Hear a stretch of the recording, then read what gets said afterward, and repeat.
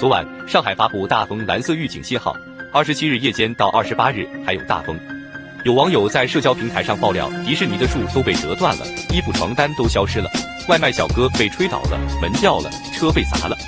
7月27日下午，有市民爆料称，位于浦东新区康沈公路秀妍路路口的一棵梧桐行道树突然折断，倒伏后砸中一名正在骑行电动自行车的闪送小哥。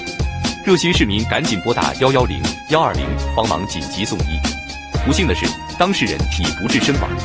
记者从康桥镇了解到，这起意外发生在昨天下午1时许，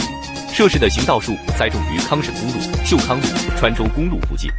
记者从爆料市民拍摄的视频上看到，这棵行道树的树身较长，树叶茂密，一名小哥被压在倒伏的树下，身旁还有一只闪送字样的快递箱，而电动自行车也被砸倒在一边。该路段行道树的管理单位为上海市工程建设咨询监理有限公司。记者联系该公司负责人，这是一棵梧桐树，扎根较浅，抓地力不是最强，容易受土壤、虫害和环境等方面影响。王先生介绍，他在现场看到折断的树身有3米多长，树枝延展开来，长约6至7米。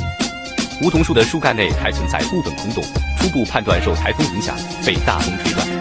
多部门到场以后，康桥镇政府派养护公司及时处理，移走折断的树身和散落的枝叶。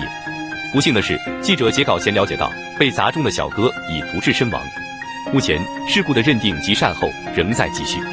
有市民呼吁，台风天来临，相关养护和管理单位应当做好行道树的养护工作，保护市民们的生命安全。